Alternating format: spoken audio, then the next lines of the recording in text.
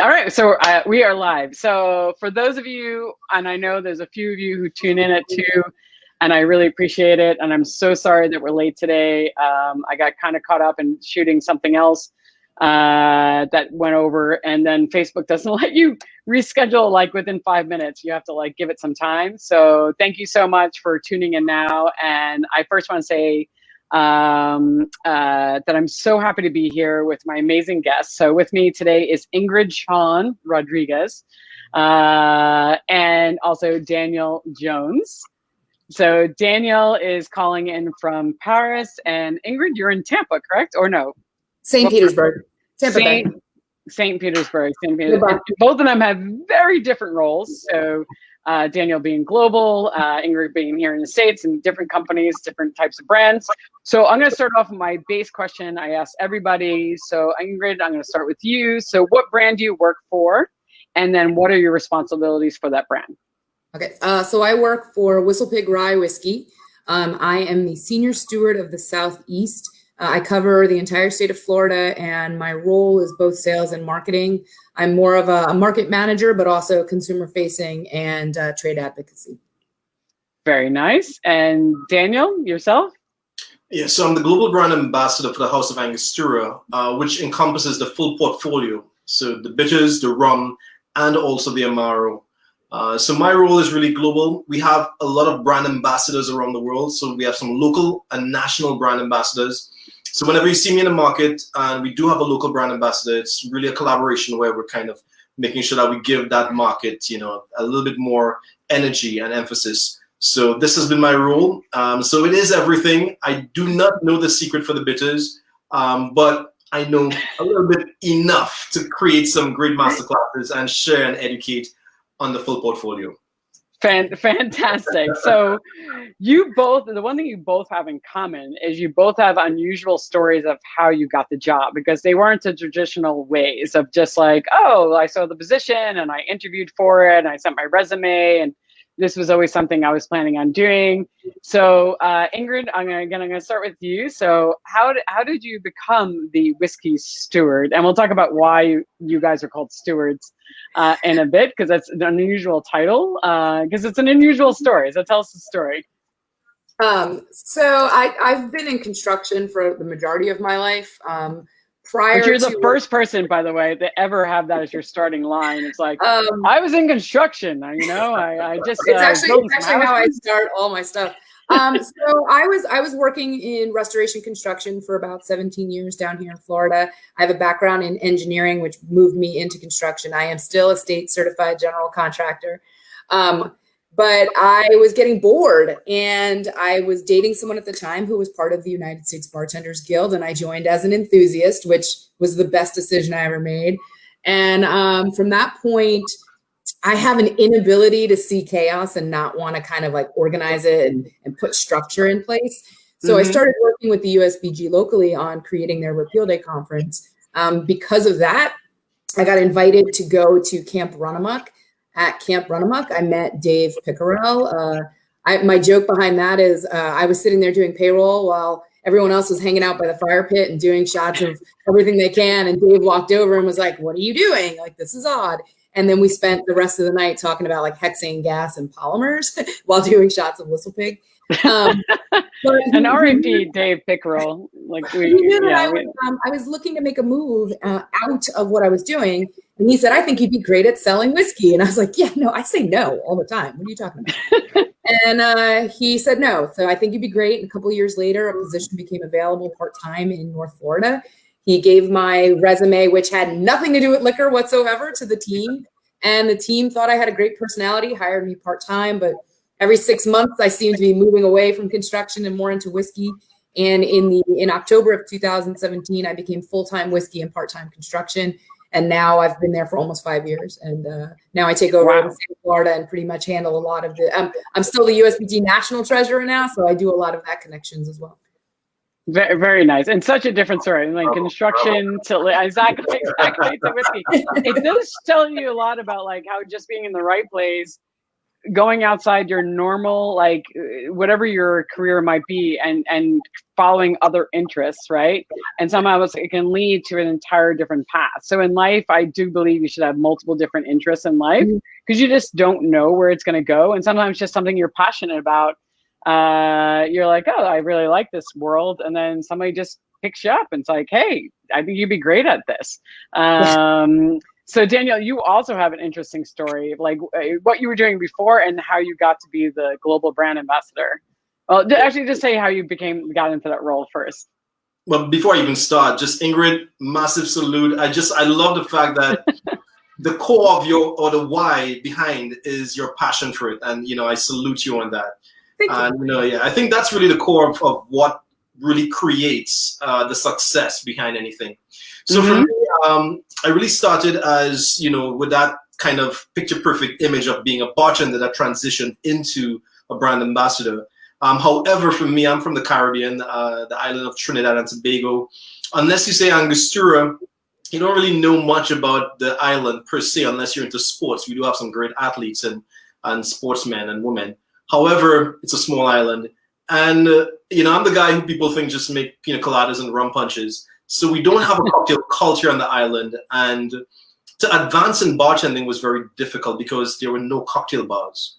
So for me, I would really invest personally into books. And I really started in TGI Fridays as a bartender. That's really where I started as my base. And I'm gonna stop you right there, because it's something I think for those of you who tuning in, like TGI Fridays in America, we think of like the cheesy, like family restaurant. And you have to realize that a lot of our industry legends, including my husband, started in TGI Fridays because when they started, the original group, they were really about cocktails. And they were the first people doing like classic cocktails and doing them well. I mean, when Philip talks about London, he's like, we had a herb garden in the back. They grew basil and mint and things of that nature. And to tell them how many cocktails you have to memorize to become a bartender. I always remember my first. So I'm on service bar. My first night as a bartender, and it was so memorable because all the chips were coming down so long, and I just had to pull the book, and I'm looking through the recipe book because it was so crazy. It's like 300 cocktails, and you don't know which. When you think about a menu today. And there's so many lectures that we've listened to in craft cocktail bars, talking about the menu. And here I am thinking, how am I supposed to remember all of these cocktails? And I think that was the most intriguing factor for it. And I felt really challenged, and that drove me into learning more. So, you got off easy because Philip couldn't go behind the bar until you learned all 300 cocktails. They had to memorize them, and they got tested on. Yeah, the theory I did memorize. But when you repeat of it, when you have like 3 different cocktails coming, I mean, now I can do it with a little more confidence. But then it was like, okay, no, how much? And I know the recipe, and you just regurgitating. Yeah, the panic brain. You forget everything. Everything goes out the window. Like I forgot my own name when I've been in panic. Oh man, it was crazy. But I evolved, and I'm very thankful for that. And I'm someone, and the reason why I saluted Ingrid's passion, because I think. For me, passion has always been the core of what will drive me to grow. And I remember that night, I said, you know what, this is never going to happen again. And I took empty bottles, garbage bags full of empty bottles on Fridays and Saturdays, and created a dry bar in my bedroom. I couldn't afford to purchase the full bottles. I love that. Yeah, so I would have the bottles that I could smell, and I could read the label, and I would learn a bit more about it. So that kind of helped me learn how to infuse and really create, cocktails. But to answer the question, my journey into bartending led me to start my own company with mobile bar services because, like I said, we did not have cocktail bars. So I decided to create, having that TGI Fridays background, fine dining with classic cocktails. I decided to create a bar concept where you would get what you see on television. You get those Sex and the City cosmopolitans. They were not the best, but you get something looking like that, and that's what I aim for quality. And so I had a great niche of of diplomats, corporate clients. So that really created the business. But I had no investors. I started. To be honest, I remember putting together a business plan, and I went to a financial institute.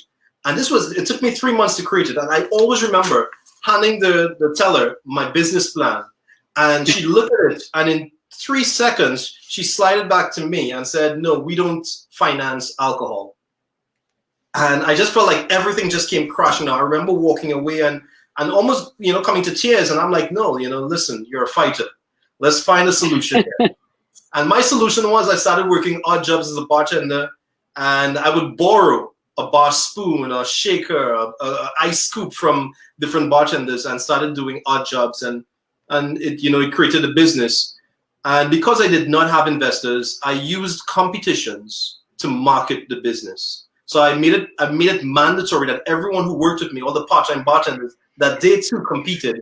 So the company's name will be out there on all of the social media platforms, in the newspapers. So even if we did not win the competition, which we won many times, at least the name was just going out there. So I got the contact of all of these vendors, these corporate vendors. You're like, who is this guy? They're winning competitions. Who is this company? So when, in that mode of competing in all these competitions, it led me to the Angostura Global Cocktail Challenge in 2013, where I competed and I won the ambassadorship for a year. Isn't that crazy, Ingrid? That's how he won his job. He actually won. It was part of the competition of winning that. And I definitely, it's something, and we're going to talk about building your personal brand, because I know it's something that, especially, I know you really strive on doing that, but because I always tell bartenders, I'm like, enter cocktail competitions. I mean, as many as you can, because even if you don't feel you're at the level that you think they're looking for, just by entering, you will learn how competitions work and you'll understand what they're looking for. So every time you enter, you'll get better. So you might make an ass out of yourself the first couple of times, and that's okay. Most people don't know what they're doing, right? So it's like you figure it out. And then by the time you enter one that really matters, like an Angostura or the world class, you might have, some serious skills. So any minor competition coming your way, you should throw your name in the ring and go for it. Because look, that was your job, 8 years ago that you entered? And it was only supposed to be a 1-year contract. Yes, so I think that they kind of like me there. I'm making sure I keep my job. So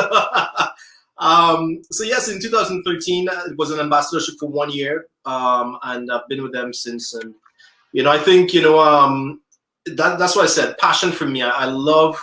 I don't want to.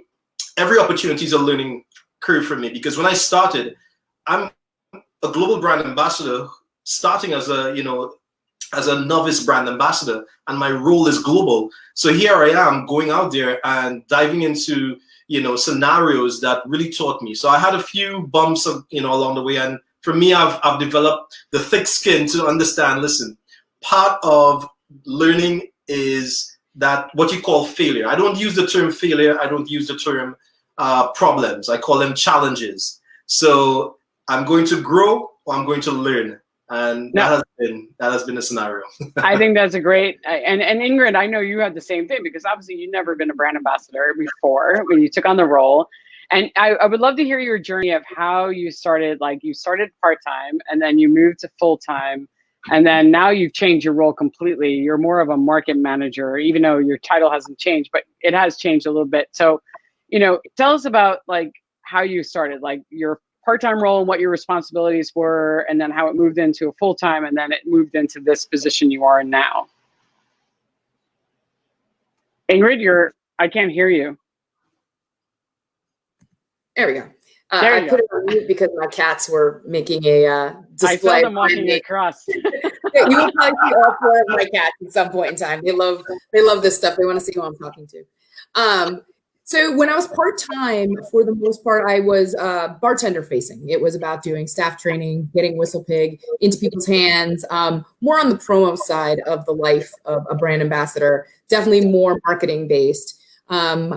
It was set up, I would make money and bonused on things that I did. I had a little bit of an expense account so I could buy some whiskey for people. And I just traveled around and what I called preach the pig. I wanted to do more, so I started getting more involved in the sales side of it and understanding sales goals. So if Whistle Pig was concentrating on, say, 12-year for that quarter, I would gear a lot of my conversations when I was talking to bartenders and consumers towards 12-year to help increase the depletions and velocity on that side. Now, mind you, I didn't even know what depletions and velocity meant at the time. I literally learned everything about this boots on the ground. So I'm very going to just stop you for a second. I was going to say, because most brand ambassadors, we shy away from that. We don't want to know really a lot about sales, but I do think you always need to know the full picture in order to do your job. So what made you want to do that? Like, what made you like, it was just like, I can do sales, or you just like, you saw that as the opportunity to grow your role? So this was right around the time one of the major brands kind of had this every 2 years. They were like knocking out their marketing teams and like rehiring marketing teams. So I realized that sales was a lot more secure than marketing. So I was like, if I can make myself a value add where they can actually put numbers against what I'm doing, then they're going to see the value that I have and not want to let me go just from that marketing perspective. And to be fair, during COVID, a lot of people in marketing got let go, and they really kept the people that were driving any type of revenue. So I came from construction, and I have a financial engineering background. So for me, I always want to quantify whatever I'm doing. So moving into that sales role was natural. But once I started doing that, and I started going out and selling barrels, which of course is always a big dump of cases, and really getting people to move stuff, they realized that I'm more value than I had. And then they gave me the entire state, which, by the way, they really underestimate how big Florida is. Like, for some reason, they think I can be in Pensacola and Key West within the same time. You really do have to drive. I've driven that state, and that's I've had to go to like 3 distributor meetings across the state. And I'm like, that's physically not possible. I could maybe do 2 if they're in 2 hours from each other. But the third one, we're also having it like tonight at 7. It's not going to happen. Like, and you have to feed me. Flying's the hardest thing to do. So tell us about the barrels, by the way, because this is not every brand has this. I don't think Angostura has it. Like, we were selling product. Right. So barrel programs are very popular here in the States. Yeah. So tell us a little bit about the barrel, like how the barrel program works. Barrel programs in the whiskey world are absolutely off the mark right now. So a barrel program is when either a retailer or a restaurant or even a private consumer group or even just one private consumer wants to buy, in our case, 156 bottles of a cask strength product or a special blend or a special finish. It would be exclusive to them, have a special label. So it's outside of our normal core products, but allows for a little bit more personalization and customization and taste profiling. Most of the whiskey brands are doing this. Some are doing cask strength, some bring it down to a normal proof, but it always differentiates from the product that's existing. So for instance, I just sell Whistle Pig, but it gives me the opportunity to really kind of sell different things that you wouldn't get at your normal retailer. Right, because Whistle Pig has a lot of experimental products. I've been to the Whistle Pig distillery in Vermont and got to stay in their guest house, which is amazing. Except for Daniyel, I was all by myself. It was like, it's really creepy. It was like the weekends and nobody was working there, and they like dropped me off. The CEO drops me off. I was like, can you come in the house and do a tour just to make sure there's nobody in the house with me and look in all the closets? Because and you know what night? It was the night of Game of Thrones when they were going to battle with the dead. Oh, so like I'm watching that, by myself in this house, like, and I'm freaking out, and it's like in the pitch black outside, and I'm like, I was shaking. I was like, this is really freaking me out right now, and I was drinking all the Whistle Pig in the bar because I was like, I'm so afraid. I'm by myself in this strange house. If somebody murders me, the dead are going to come for me. I'm never going to get out of here alive. Almost exactly like my story of when I got hired. They like forgot that I was there. They brought me in and they had to keep changing my flight. Now I got in at midnight. So when someone drove me up to the farm, I wasn't paying attention and it was snowing. It was like, it was June. I was like, it's muddy. I don't know where the hell I am right now. And then the next day I was like, hey guys, how am I getting to the back to the airport? And they're like, oh, go rent a car. I'm like, from where? From where? You're in the middle of nowhere. They had me stay overnight in the house completely by myself. Didn't tell me where anything was. They had me go up to the great room. And at the time it was Negroni week. So I made myself a Negroni and I just sat there and was like, well, then I have no Wi-Fi. I can't talk to anybody. And I have no idea where I am. They're like, don't go for a walk. I'm like, no problem. Yeah, no problem, because I'm in the middle of freaking nowhere, and it's beautiful, and I know they host people up there. Anyway, we digress.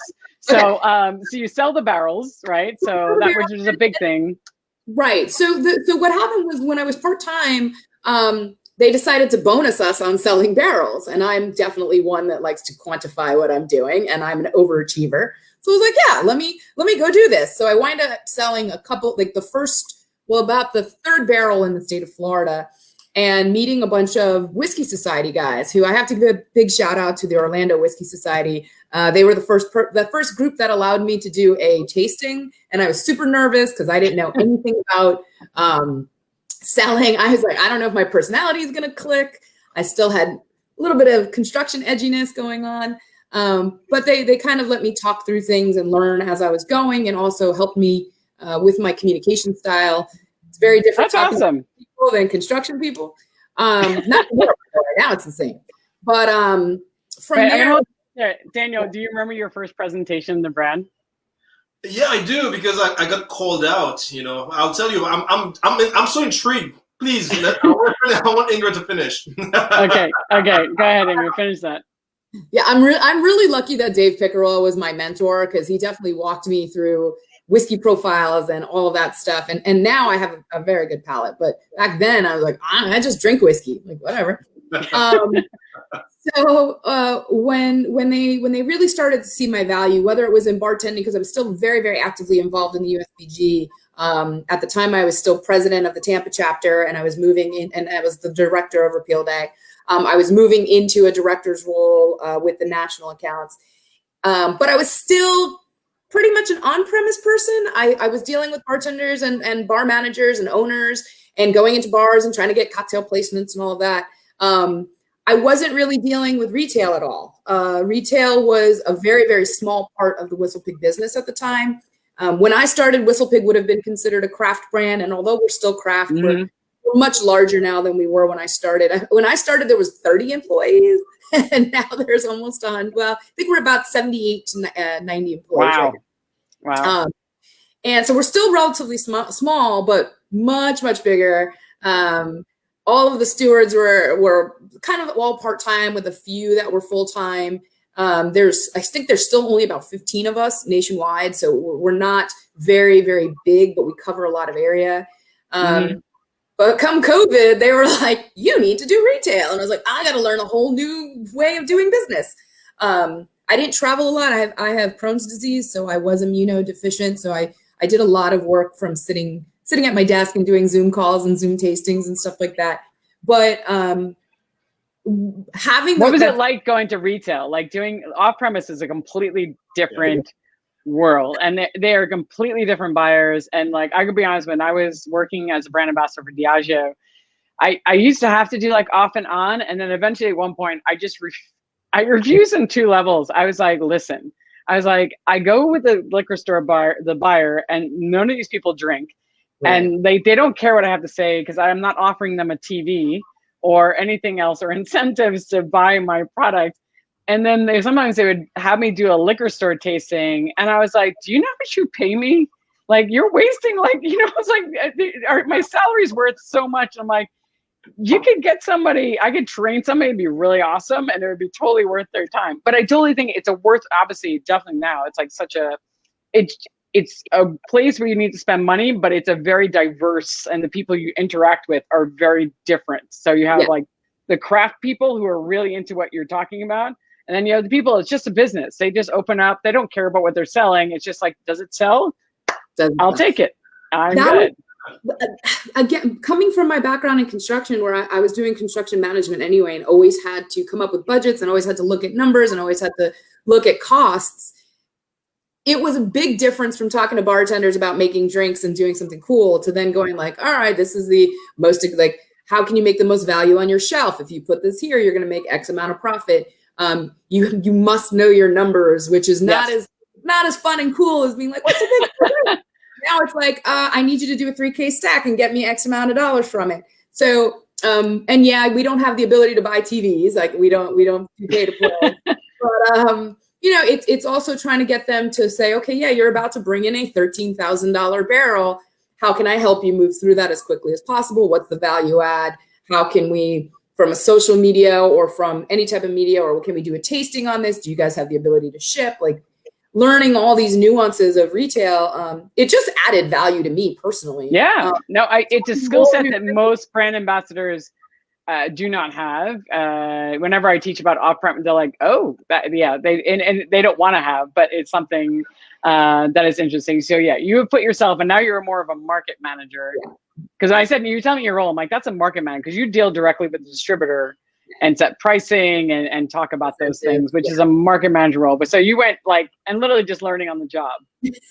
all the way through. Yeah. Oh, I used to sit on calls and I would leave a Google, like a different tab sheet open and plug in, what is this? What does this mean? Why are they using the term? I had no idea. And I would just sit there and be like, yeah, sure. Yeah. Yeah. It's a lot about being confident. I will say I've gotten through most of my career, and I'm sure also you're like just seeming like really confident about what you're saying. Like to the point where Philip's like, you have to be careful because sometimes you say things with such confidence and it's totally wrong that people believe you. And he's like, you have a responsibility. I'm like, you're so right. So I make sure whenever I'm saying bullshit, it's not of anything of importance. But I'm like, I've just learned to just fake it until I made it. I was like, I'll figure it out. But it sounds good. I sound like I know what I'm saying. So I want to step back for a second, and that's an amazing, it's so funny how you can transit, and it really is a lot of just learning and putting the effort in to learn and understand the industry on a different level. And obviously you were driven by passion of like wanting to keep your job, and then, you know, just grow in your role. And Daniyel, I know you have definitely, you know, I want to go back to the question of asking you, what was your first presentation and like, how did it go? And the fact that you remember it, I'm impressed. I can't remember. When I think about it, the thoughts are just so muddy and dirty. It's like it was one of those traumatic experiences, because for me, I remember I think I did a few, but one of the most impactful was one that was done in Sweden and in Stockholm.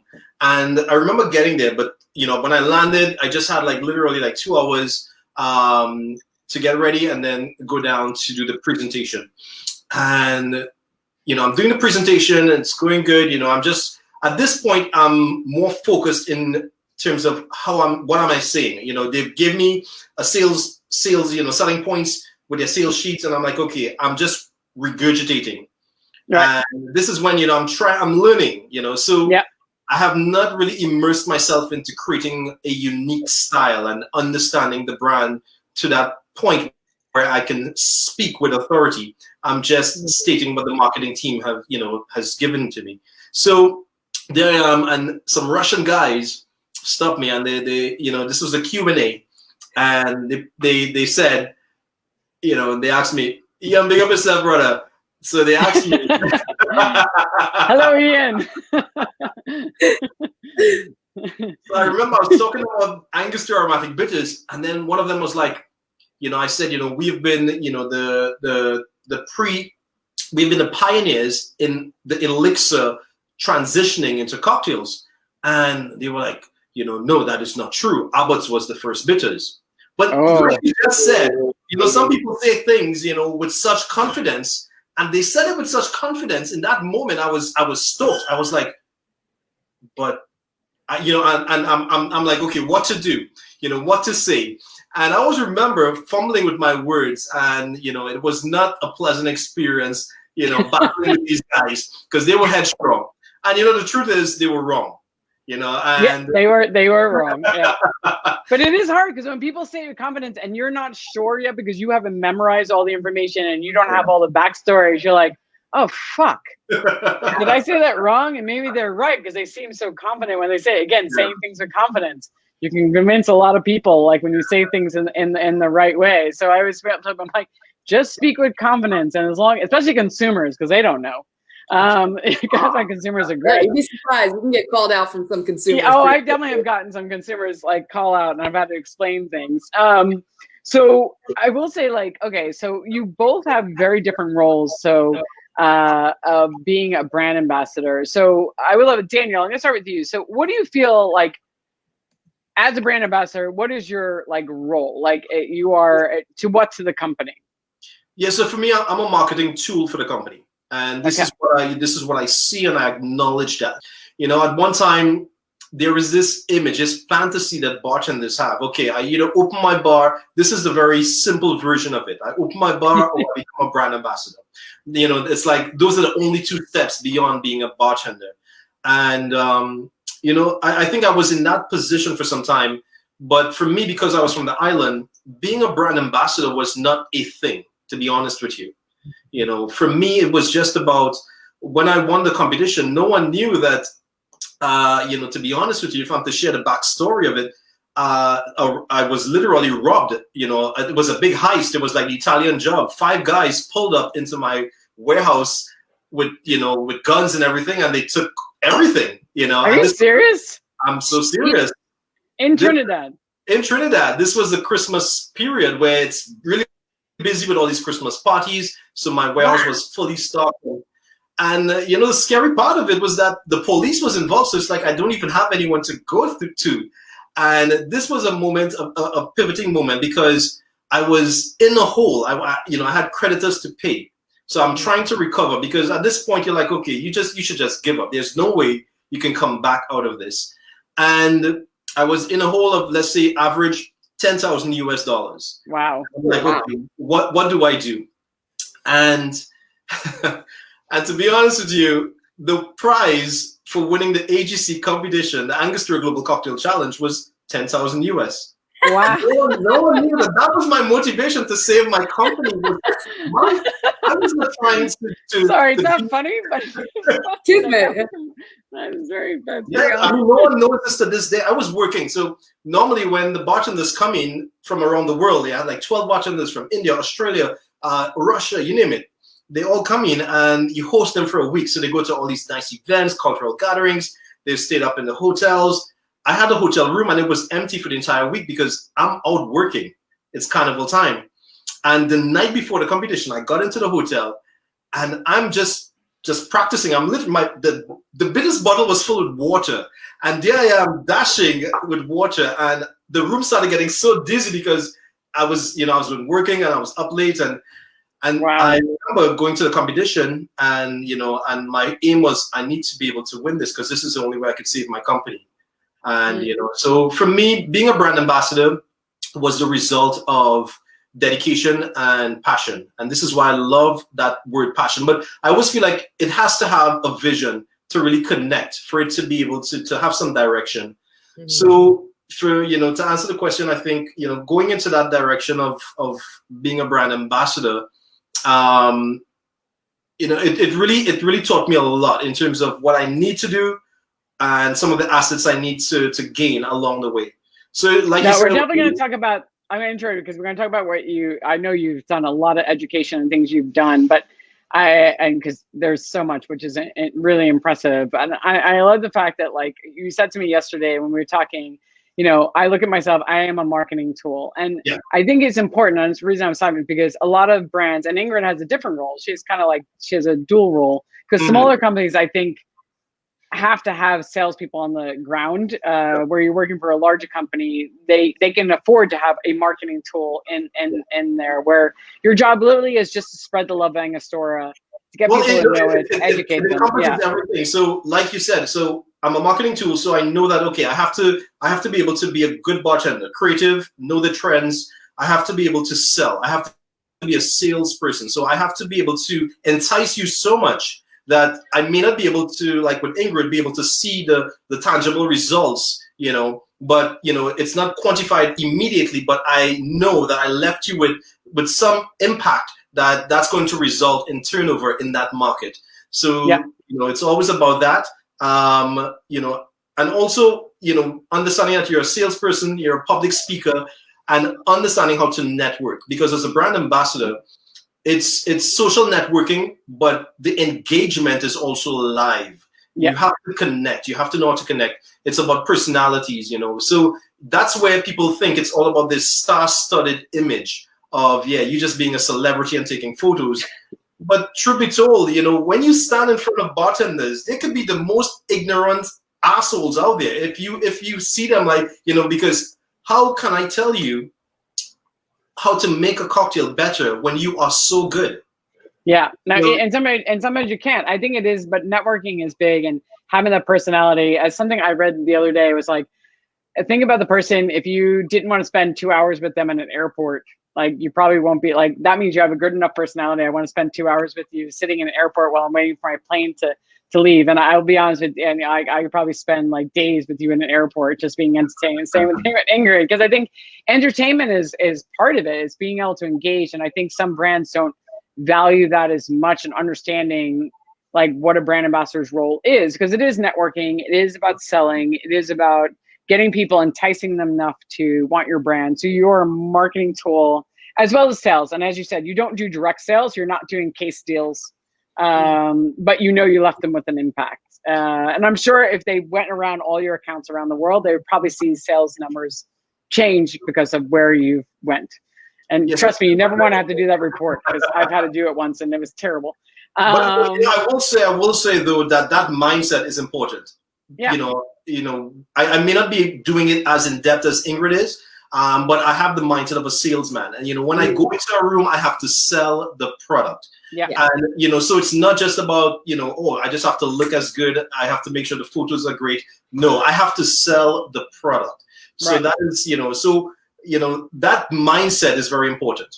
That is very important, because sometimes it could be people like, oh, it's just cool. We have a credit card. We're going to spend some. We're going to buy some drinks. But like, if you're going in an account and you didn't have a goal, like at least having a conversation with the bartender, having that intimate, like one-on-one for like, even if it's a minute, like, hey, did you know you got the new Angostura in, or whatever it might be? Like, for me, I'm working with Kapali rum from Belize, and if, granted, it's during COVID, so I'm not having as many conversations, but like at least letting them know, like, oh, like, did you know you had it on your back bar? Or did you at least have that one liner? Like, oh, did you know about their sustainability practice? Like, I always have a mission when I go into a bar, even if it's just like, I'm just going to make sure that they know that Kapali is from Belize and that it's sustainable, like their sustainable practices. And then I'm going to order a Kapali drink. So I'm supporting it. So they understand where it is in the back bar, right? So they've reached for it. They have touched my product. And they have put it out there. And if they haven't, I at least like maybe drop off a sample, and I'm like, hey, when you have a moment, just taste this when I'm not here, and here's the information. But you always have to have that in a mindset, even if it is a lot about networking. So Ingrid, I'm gonna tell you, so your role is a little bit different. Can I just say that what you just said is exactly what I'm doing right now. Yeah. Oh, good. Right? I figured that's what it was. You see me drinking, I'm making sure you see the product. So I'm selling it to you and to anyone who sees this right now. So that connection, mentally, it may be a fantasy in my mind, but I'm just thinking, okay, I'm selling the product somehow. You are, because like you can see, it's like all the Angostura products. I'm gonna have Ingrid hold up a bottle at some point. I always give everybody a chance. Do you have any product, like the Kinky product? I'm not in my home. All right, else I hold up a bottle of Kapali, because I always like show at least once and be like, all right, so Kapali. From Belize, very much like a rum agricole style, only made from 3 ingredients, no sugar added. We're a fully sustainable distillery. This is me pretending to have a bottle.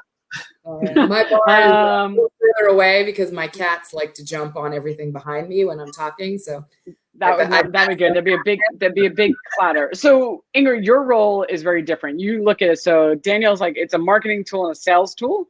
How do you feel like your role as a brand ambassador is you defined it? So I know you asked earlier like why we're called stewards. Yes. One of the things that the steward is for us is that we're the keeper of the brand. We are the one who protects the brand, and we are responsible for everything that happens within that brand. From our CEO down, at some point, we're all stewards of the brand.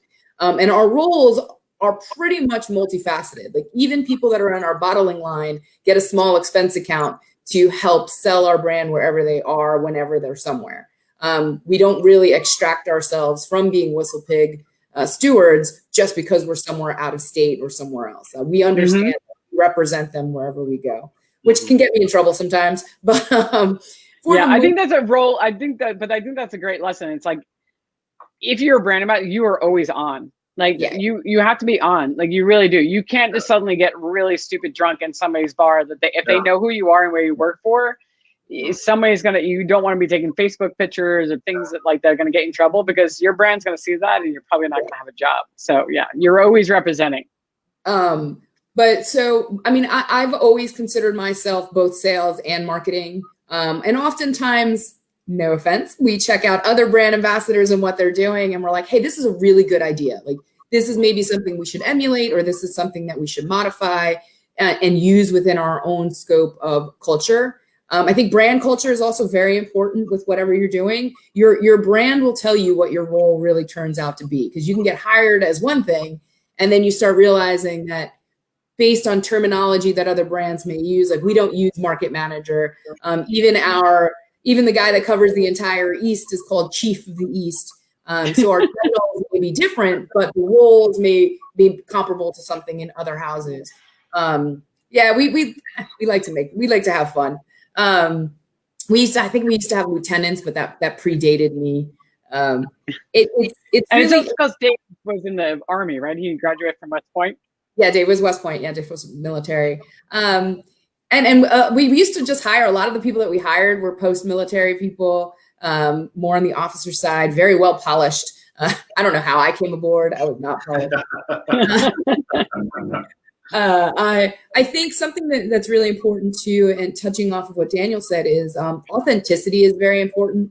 I've realized that if you don't, unfortunately there are some ambassadors out there that don't really drink their product, and whoever you're talking to, whether it's a consumer, a retailer, or a bartender, they can feel when you don't really support what you're doing. Yeah. You have to believe in what you have. You have to believe in the story. You have to believe in your company. There are some people that may like parts of their company, but not other parts of their company. And it's okay to feel that way, but just make sure that you're not coming across as fake. Yeah. Give your consumer credit. Give the person in front of you credit.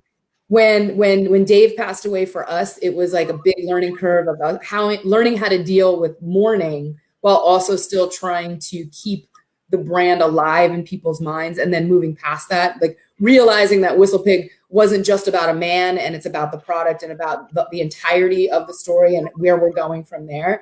So it's also understanding how do you move everything forward continuously in a world that there's constantly competition and nonstop.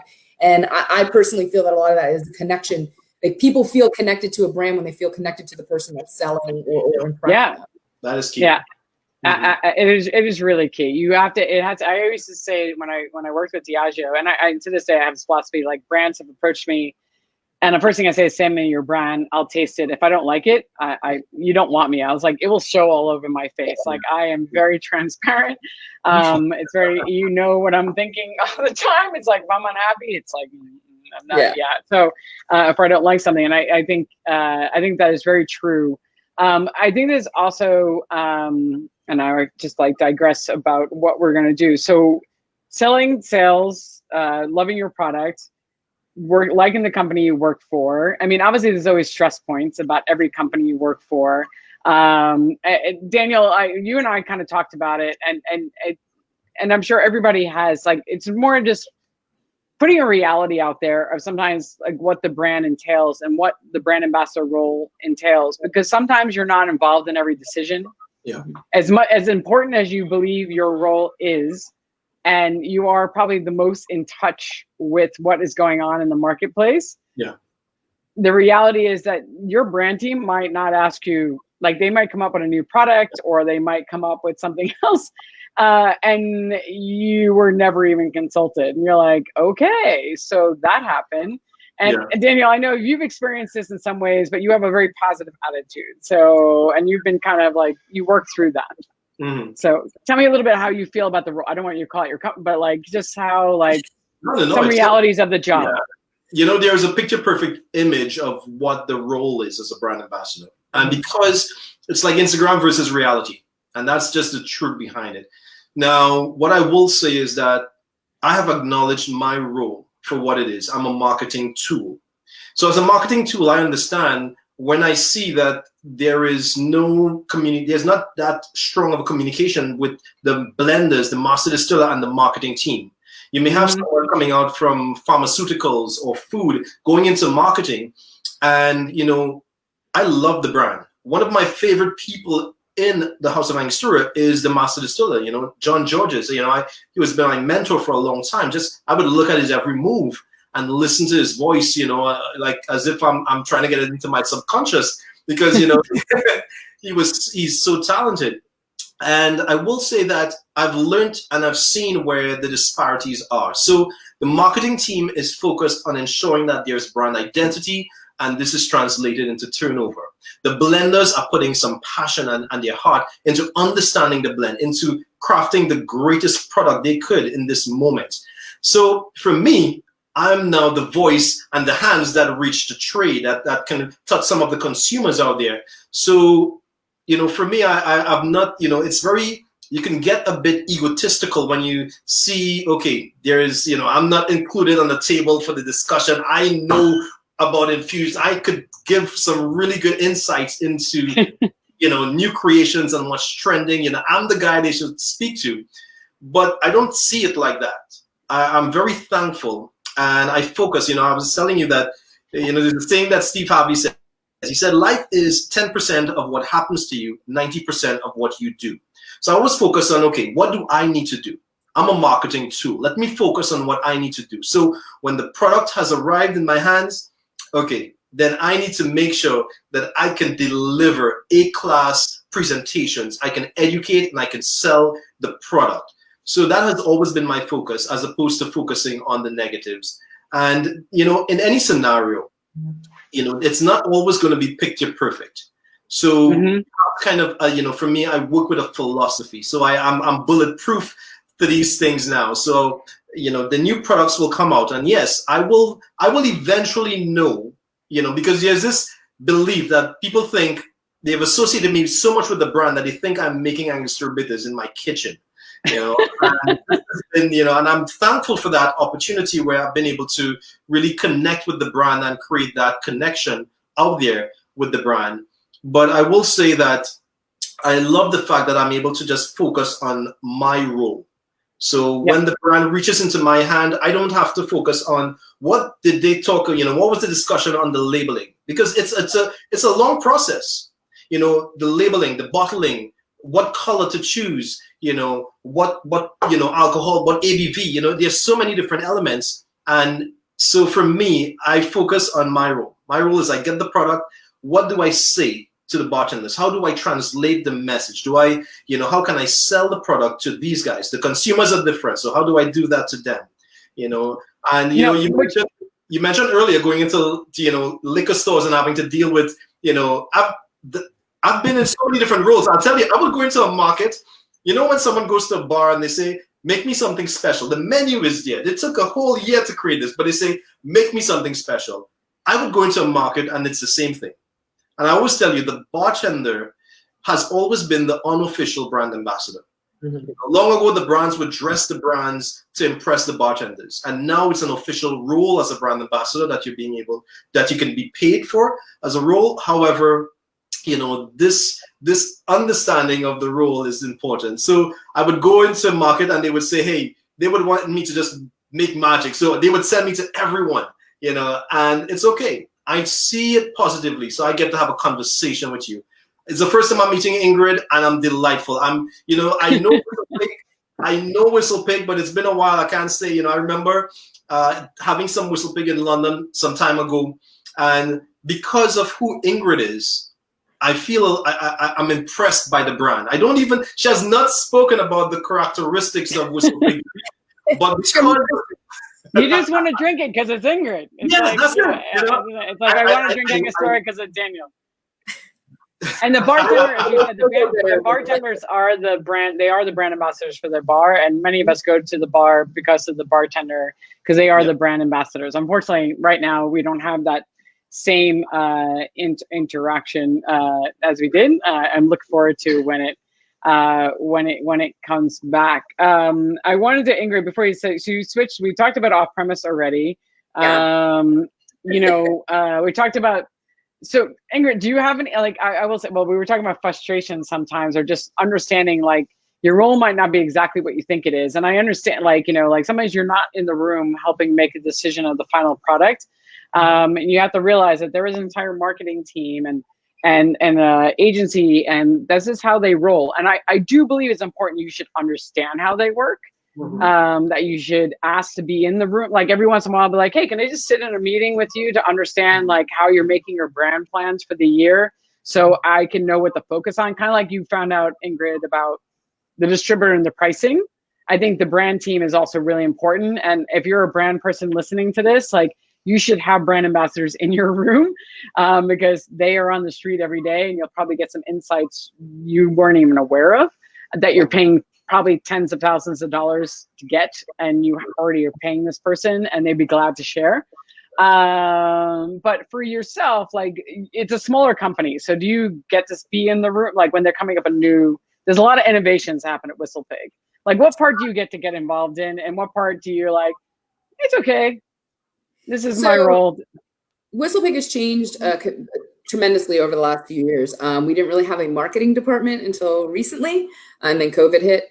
It feels really good, by the way, to now have a marketing team, because it does give us guidance. A lot of us are really good at sales or really good at talking to people, but we can't, like say, come up with labels or stories. I would love to sit there and create juice, but that's going to be my palate. Pretty sure nobody's going to like it. I would say that we get involved. Sometimes we see the precursor to whatever the marketing is going to be, and we're allowed to give our own input, especially because different markets need different things. Like so a closed state doesn't really need a lot of information because you're dealing with the government. But down here, I can say, well, you know what, that's not really going to fly in Florida. We had, for instance, and we still do have, some products that are only available in some states and not in Florida, because we're like, that's just not my market. So they do allow us to have some input into what we're doing. But that's also because we're doing the sales end of it. Like if we know we can't sell it, then why put money towards something that's an impossible goal? Let's put it to things that are possible. But then again, we've had it where something that works in California we'll try to do in Florida or vice versa. And when it fails, because we're a small company, we feel that failure at a much, much greater impact and something that we can just roll off of. As we've grown from being a smaller company to the size we are now, we have a little bit of a buffer to be able to take a hit in some places, but everyone pulls together. One of the things that I always say is that we're all tethered by this really, really thin string. And if we make a major mess up somewhere, it really does affect everything down the line. And I think that's kind of an idea that follows in WhistlePig, is that we are all really one team, and the connections are that fragile. Maybe not so much in the larger houses, but definitely in the smaller houses. We also know. Right. It does interesting because, I mean, if you're from a global market, like Daniyel is like, and I'm sure you know, like the United States is such a complicated market because every state's like its own country. Yeah. You know, every state has its own legal laws. Every state has, you know, the boundaries of what, basically it's all about the legal laws, like what you can do and what you can't do in every single state. And the consumer truly is a different consumer in every single state. And even in the States, in every city, it's like from Sacramento to LA, very different, two different types of people. And as a brand, that's probably one of the most complicated things, is navigating that market and understanding it. And also understanding if you have brand ambassadors nationally, you probably have to have different roles. Like they probably have to have different responsibilities because they're dealing with different people. And as Daniyel, as you said, like you roll in, you have multiple different brand ambassadors across the globe, and your job to kind of come in and to support. So I'm sure it's different in every market that you go to, every country that you go to.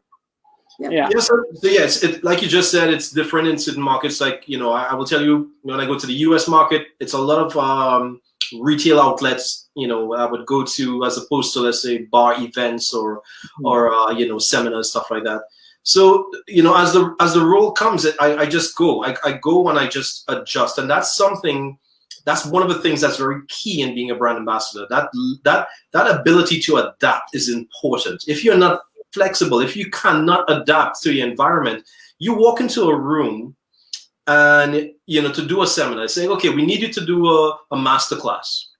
And you're like, okay, the distributor is going to organize. It's going to be in Czech Republic, and you're like, oh yeah, you know, I'm going to go to Prague, man. You know, it's like you get all excited, and you're thinking, I'm going to just speak to colleagues, bartenders, And I'm giving you a live experience here. I walk into this incredible, gorgeous cellar that they have. It's a private cellar, and the distributor has they have their high-end key account clients there. You know, the owners of Ferrari, of different companies. You're talking about execs, and these are their whiskey clients. Now, when it comes to whiskey, cognac, you know, there's a level of respect for it. So you go into a tasting like that, learning to it. So you want to make sure that when you walk into a whiskey tasting, you already know what Macallan's 34 tastes like. You already know what, you know, how to talk about whiskey. You need to understand that jargon. But when it comes to rum has been given a bit of, you know, that perception of being a pirate's drink, a poor man's drink, what I used to drink in college when I could afford that, my entry into drinking. And I don't see it as a negative, because rum has been one of the most globally, consistently global category of spirit to date. So for me, I see an opportunity to have a conversation. Now, you know, sometimes you have high expectations of a movie and it doesn't deliver. And then you have low expectations and it just impacts like Titanic. You know, you're like, it could just never leave you. And for me, I always focus on that focus of being able to deliver in that manner. So I remember going into that room, looking at everyone, and I could see it. The crowd was a tough crowd. This was all right. And, you know, they're looking like, what are you going to tell me? You know, are we going to drink rum and coke? Like, what's the deal? This is rum. And at the end of the evening, they had to literally beseech with them to leave because they did not want to leave. They went with bags full of Angostura. They bought so much Angostura. It was one of the most successful events they had there. And I was very thankful for that, you know, because for me, seeing, you know, when I speak about rum, I don't say, hey, it's like a cognac. No, because you know, I no longer carry that conversation. For me, I share what it means to me. And this is what Ingrid has been doing in this conversation, so much so that I literally wish I had a bottle of Whistle Pig right next to me. And I think this is important. I'm going to start because I want you to explain it. We talked about this yesterday. When you talk about the brand, because I asked you yesterday, you know, where'd you learn your rum knowledge? And you were like, you know, Elaine, I have my rum knowledge, but I choose to focus on this, which is what rum means to you. So, which I think is important. So I would love you to talk a little bit more about that. Yeah, you know, when I got into it, like you said, you asked about my first presentations. You know, there's this rum community, and it's really intense, you know, when you start to focus on what the noise is. But I remember, you know, Elon Musk saying, you know, when you're creating something, you know, there's this context of thinking you have to create the product to your target audience.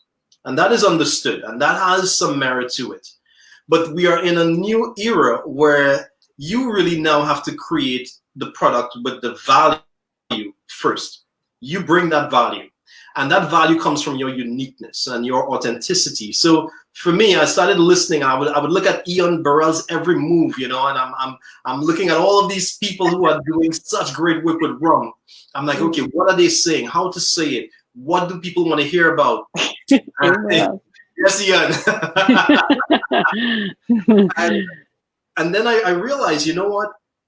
What does rum mean to you? What does Angostura mean to you? And that is what that shifted everything. And I said, you know what, let me share that.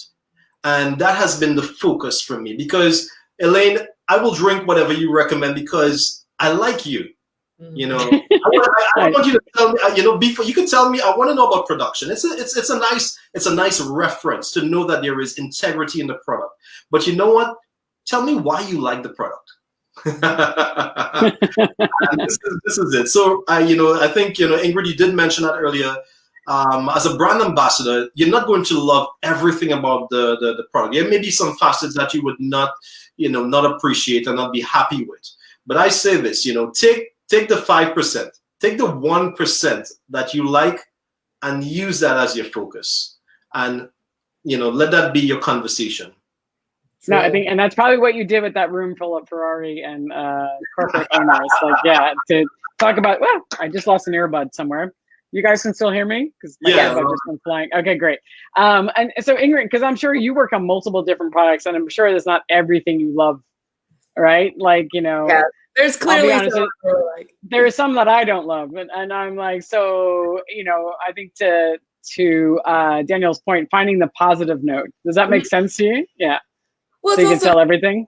Yeah, but it's also always going back to, just because it's not something I like. I mean, if I start bad mouthing one of my products or really giving too much of a negative point of view to my product, if the person in front of me really likes that product because that fits their palate or fits what they do with it, I'm insulting them.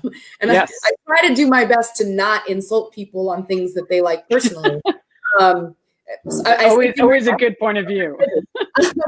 I also realize that, in the whiskey world, there's a lot of whiskey snobbery, but I always say, like, I don't care how you drink your whiskey, just drink whiskey. Like, just buy my product. Like, hey, but one of the things, going back to it, when you create an emotion within somebody, and I'm sure Daniyel has seen this, when you're in a room full of people and it starts off and they're all chitter chattering with each other, but then suddenly it's really quiet and they're all leaning in, and you know that they're listening really intently to everything that you're saying.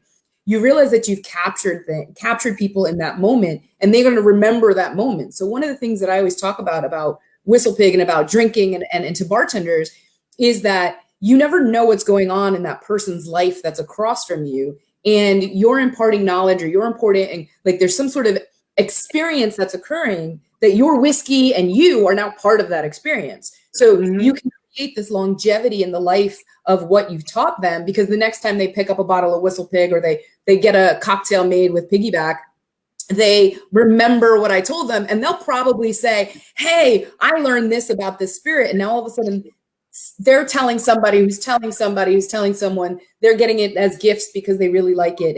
And that one little moment that you've created has created multiple moments. Yeah. It's a great thing about working in spirits. Oh, for instance, Daniyel, one of my friends, was part of the Angostura cocoa launch, and she actually made a cocktail with piggyback. So I'm going to send that to you when we get off this call. Oh, that's fantastic. Awesome. There you go. There's cross-referencing all over the place, which is a great way to work with other brands. I also want to talk about where you guys, like, building your personal brand. Like, both of you have done it well, like, on different ways. Like, Ingrid, being part of the USBG, has helped you definitely build your personal brand outside of WhistlePig and just in the industry. Daniyel, I think I remember, if you haven't had a chance, check out Daniel's website. So Daniyel, I thought, was like, oh, your brand made you a beautiful website. He's like, no, I did that myself. So Daniyel, talk about, like, you've learned some extra skills. Like, it's very important for you to keep growing and to keep putting yourself out there in the world. So tell us a little bit about what you've learned this year and, like, what you kind of created. Yeah, so when you said this year, I think we were referring to 2020. Yes. When I go back into 2020, I will say that it was a pivoting point for me, like, when everything came into, it really hit us up by surprise. I mean, we are expecting in Paris here a third lockdown, and it's no longer a surprise, but in that first moment it was. So it was really, at this point, I'm like, okay, just adjust. We started doing some live streams. I was doing live streams every day, Monday to Friday, and I did not even have a ring light. I mean, so it's like the company said, hey, we need you to do this. Could you do it? I'm like, yeah. I did not have a ring light. I took my valet that I would hang my suits on, and I put my desk lamp and I string it up with some electrical tape. And you did not want to see the background of this, okay? I'm telling you. But I went into full learning mode, just like Ingrid. I had a tab up, and I was just how to do. And I was going through YouTube tutorials and learning so many different elements. I'm currently pursuing my master's in digital marketing. Right. For me, that's, I know that's where, there's a shift, especially 2020 has taught us that. So for me, this is my pursuit. But, I'm not doing it to attain the degree. It's really to learn and ensure I learn. But I will say the actual diving into, being proactive with simple, live streams on Instagram, Facebook, using Zoom, StreamYard, so many different platforms when I'm dealing with different countries, and understanding how to deliver the best. Because when I'm doing a master class, I can't just be in my bedroom and have it up in my face or have just a robe. It's like they're expecting something. People are coming to see the brand represented. So it's virtual. I still have to deliver something that that gives that representation of class and what the brand represents. So I went into learning. I started realizing, okay, everything is virtual. I need to upgrade. And so instead of just sending a Dropbox link for a headshot, I decided, okay, let me create my own website. I'm like, okay, do I pay someone to do this? I'm like, no, let me learn to do this, because there are many platforms today that makes it user friendly. It was trial and error, and I will not repeat those steps. I know how to do it easier now, but I went through a lot of trial and error, learning and paying for different apps and stuff and software and stuff like that. So I will say all of this was done not because the company said, okay, we need you to do this. This was from me understanding that one way that I can build the brand Angostura is by also building my brand. Yes. And it is so important, because the bartender, when you go to the bar, you go for the bartender. If the bartender understands this, and it's not his or her approach is not being arrogant and just thinking, okay, I'm a mixologist, I'm the best, but focusing on the fact that you have an opportunity to connect, like Ingrid just said. You have an opportunity to really build your own brand. Then you understand how significant you are. When we look at Alex and Simone at the Artesian Bar, we see how important the bartenders are and the influence. And many bars have stories and testimonials like that. As a brand ambassador, it's no different. You build your brand, and then you can really help the brand. So if I build my brand, I have I'm able to network on social media. I'm able to network on the trade. You really can help the brand when you go into markets. No, absolutely. I think the more professional you are, I do believe, if I had, if I was sitting there and it was a bunch of brand executives right now, I'd be like, okay, so you need to be listening to this, because you should, every time you hire a brand ambassador, you should get them headshots. You should have somebody write their personal bio. And sit with them and actually listen to their story. Because I've had people write my bios and they've been shit, because they didn't really know me. They were terrible. I wrote my own bio. I got to write my own. Actually, Philip wrote mine, and I was like, damn, I would hire me. This is amazing. Like, he made me, I was like, wow, I'm awesome. Like, this is incredible. And then but as a brand team, I think is important. I think you should invest in your brand and make sure your brand ambassadors have all the, the website that they should have, or the pictures they should have, or it's professional photography that they should have, so their Instagram accounts look great if they're building photos. I do have to say, that is something that you would like. It is expected. It is something that we believe should be done. But in a perfect world, I'll be honest with you, they have something called budgets. Yes. And you don't get those things, as simple as hiring a photographer, or as simple as getting, little things. You don't always get that. No, you definitely do not. No, I know. As a brand ambassador, when I worked for Diageo, and I know things have changed since I've been there, but I literally, to get headshots, I had to sneak into another photo shoot with an outfit, my hair done, and be like, okay, so you're here? Can you just take my photo while I'm here? And can you just make sure to get me those photos? Because you're already paid for. I just need 10 minutes. So you do have to be scrappy. Like, you built your own website, you figured it out, and it's a gorgeous website. It looks amazing, and the photos. And Ingrid, for yourself, you don't have to be part of the United Bartender Guild. You do it because you love being part of the community. Like, overachiever. Respect. Oh, hi, Diana Green. One thing I'd like to piggyback off of. Notice piggyback. Piggyback. Is you don't realize how often you say it until you work for a brand that literally has to say it all the time. Is that you're not only just building your own personal brand, and you're not just building a brand for whomever you're working for at that moment. The truth of the matter is you're building trust in people, so that if you're no longer working for the brand that you're with now, wherever you move to, you've brought that trust along with you. So in general, like, you as a person, and you that you've put yourself out there for, if they trust you and they believe in you, if I all of a sudden went to work for another brand, I'm not, by the way, if anyone from WhistlePig is listening, if I went to go work for another brand, the people that put their trust in me will believe that they'll already believe that product is good, that that person that I am is reflective of what I'm about to sell them. Yeah. So it helps to grow your universe in its totality. Mm-hmm. Yeah. No, absolutely. Most of my clients, now that I work for myself, so many of my clients, and most of them aren't from, it's funny, like I now work with people who used to work at Diageo and now work for other companies. I don't actually work with Diageo at all, but I work for other people. They moved out of Diageo and now they work and they're calling me up. So many of the roles, even the one I have now at Kapali Rum, is because somebody who works at Diageo is on the board of the rum. And they were like, no, you have to have a lane. And it was like, that was like their first call. And I was like, so grateful. But so many of my clients are because I built a good reputation as somebody that was reliable. And now they're like, what are you doing? So you do. Your reputation follows you for whatever you're doing. So it is important to build your personal brand. So I know we're running, we're about the hour mark, even though we started late, but we're about an hour in.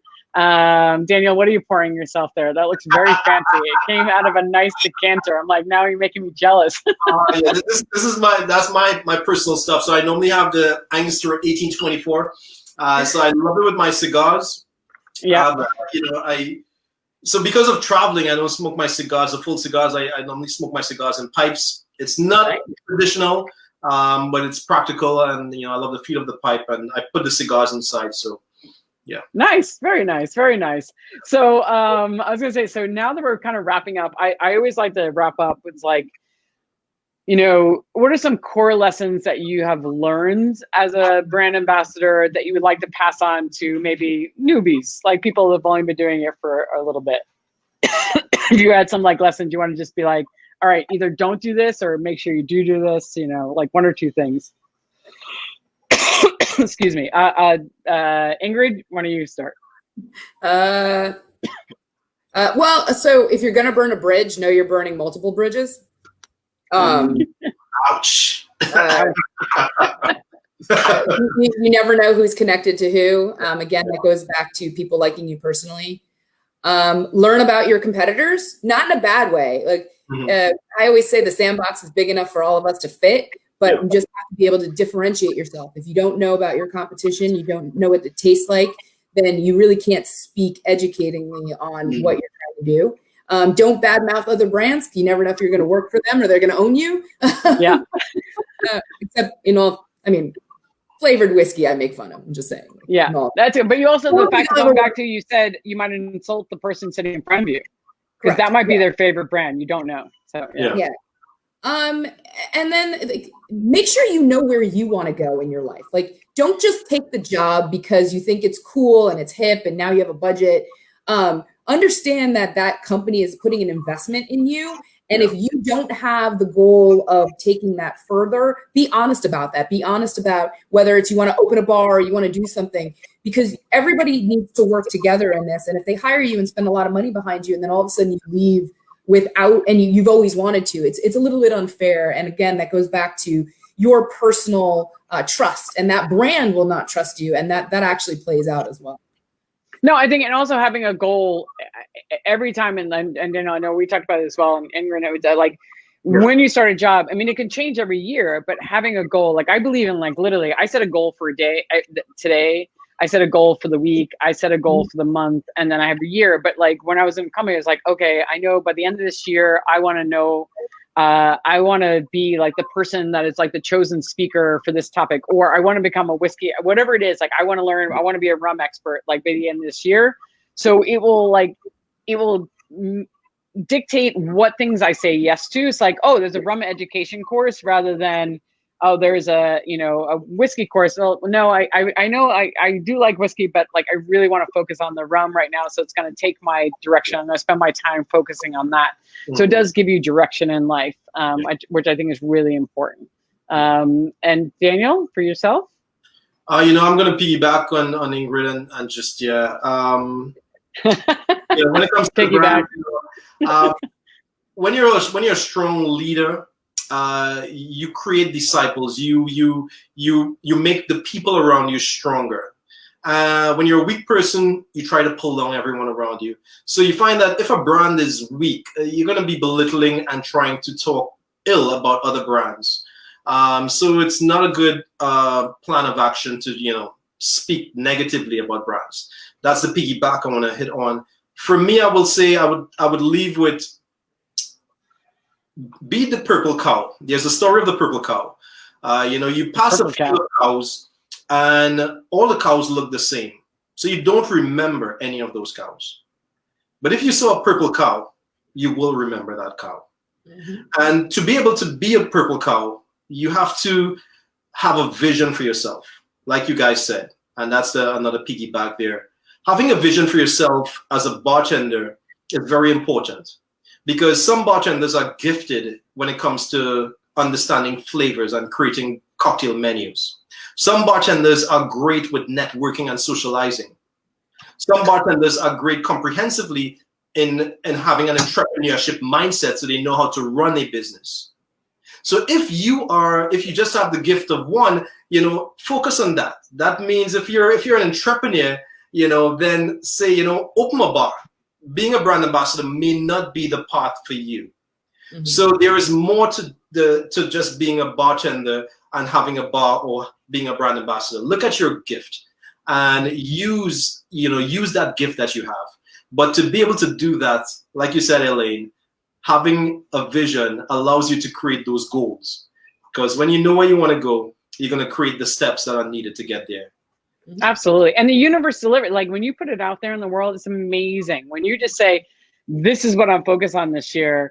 And you just like, I'm always amazed. Like I just put it out there and it's like, suddenly things start like hitting me, like emails are, it's like we always say our phone is listening to us. Well, it's the same, those ads pop up, which I definitely know is true. But it's the same. It's like you put it out there in the world and suddenly like other people seem to hear it because it seems to drive your conversations. And then people are like, oh, I remember she mentioned that. Oh, I should probably tell her about this, or like I'll send her that, like this person her way because this is what she's focused on. So like, yeah, putting it out into the universe and letting them know, and then creating like a plan, just like, this is my goal for the year. And it doesn't have to be huge. It just could be like, I want to be an expert on this, or I just want to learn how to write better emails. It could just be anything small. But just, you should always have something that's kind of keeping your life moving in the right direction. I think to be a great way of saying it. So guys, this has been awesome.